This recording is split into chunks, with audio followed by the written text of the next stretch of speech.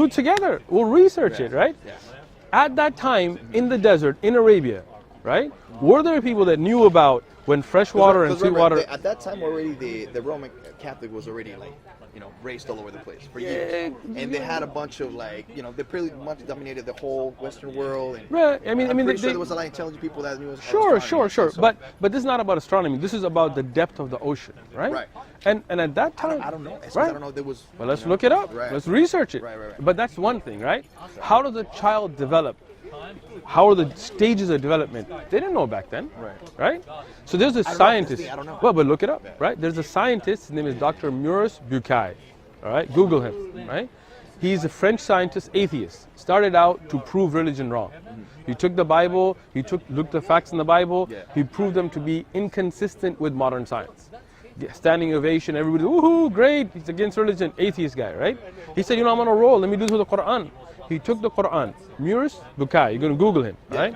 He's got a book called The Bible, the Quran, and Science. So he goes out as an atheist to disprove religion, and when he goes out, he studies the Quran, and he writes that there is no way from the scientific facts that were known anywhere in the world during the time of the Prophet Muhammad that he could have known this. Peace be upon all the prophets, right?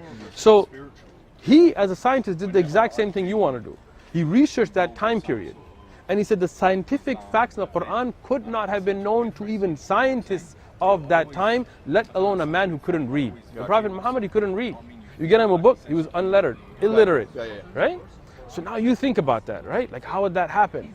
And it's not just one thing. There's linguistic miracles, there is scientific miracles, there are prophecies, there is history and future that was not known by the Arabs, right? So when you put all that together, you realize that there is a miraculous prophethood here, right? This is the final link of prophets, right? And this was predicted by Jesus and Moses and those before him, that comforter would come, right? So when you see that, comforter, you see it as like as the Prophet Muhammad, right? Because look, it would be the likeness of Moses, right? So when you think about how that comes, right? Somebody who had parents who was kicked out of his own people, like Moses, he had to leave the Pharaoh, right? So you look at those signs that come. If he's a comforter, he should be linked up and correlate with what Jesus said. Right? Sure. Otherwise, they can't be contradicting each other. Sure. So we believe the message of Jesus and the message of Muhammad, peace be on both of them. So let me ask you something then. So if you do believe that, because I've heard of that, right? Cool. So that means that everything that Jesus taught, right, should be embraced by Muslims. Of course. I like 100%. 100%. But what he actually taught. The problem, So the problem is that. So when you get some scriptures, I know that scriptures are being altered. Exactly. Right. So that's the issue. But now let's go back in this. Sure. What do you mean by altered, right? Right. Language has changed, right? As we know, the New Testament, as Christians say, like it was written in Aramaic and Greek. Exactly. Greek, right? Because that was the language, right? Aramaic, actually, because Greek wasn't the. No. Because the language of the people of Israel that Jesus was around was not Greek. Right. It was Aramaic. Right. Koine Greek came after St. Paul, right? Which is about 100 years after Jesus' time, right? Because the language of knowledge at the time in the European side was Greek.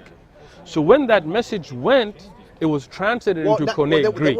It's funny because they will speak actually mainly in Armenian, but things that to be written on, it was mainly in Greek. No, not in Israel. What is today Israel, like what Jerusalem is, right? Quds.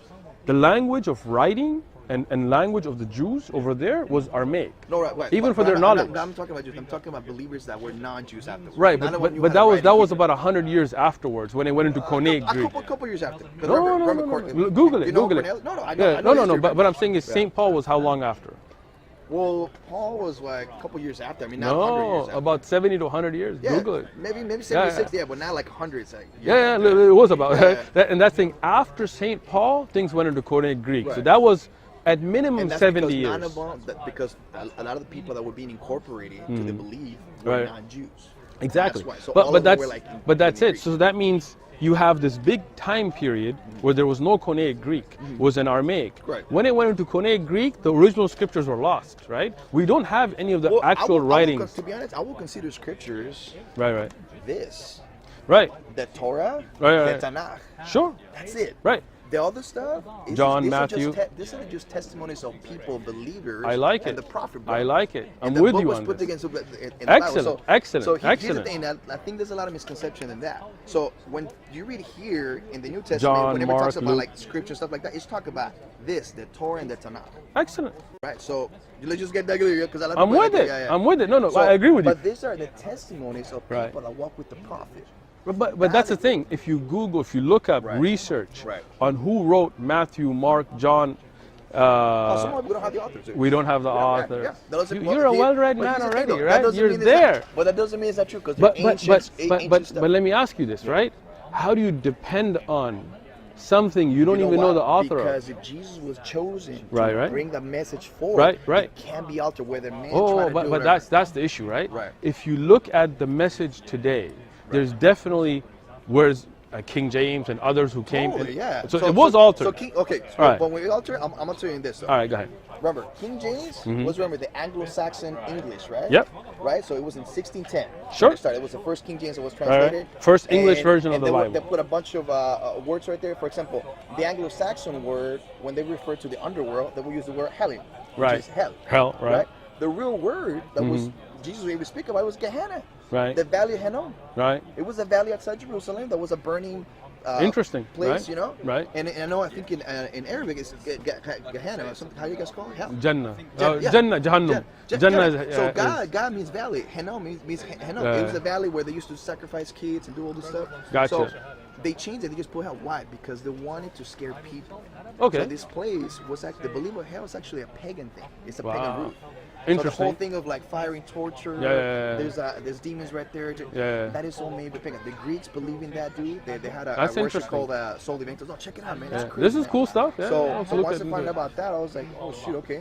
So I started finding out like errors in the Bible, right? Right. But I'm it with wasn't you. so much that it was a message; it was certain words that were like mistranslated, right? Excellent. But that's my point, right? Right. When you have those errors, right?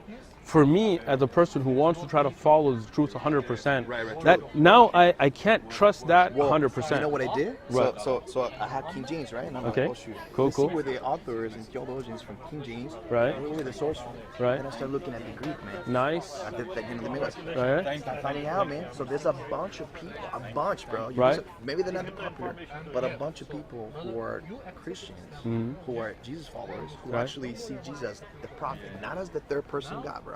I'm with You know you what I'm on this, bro. Look at that.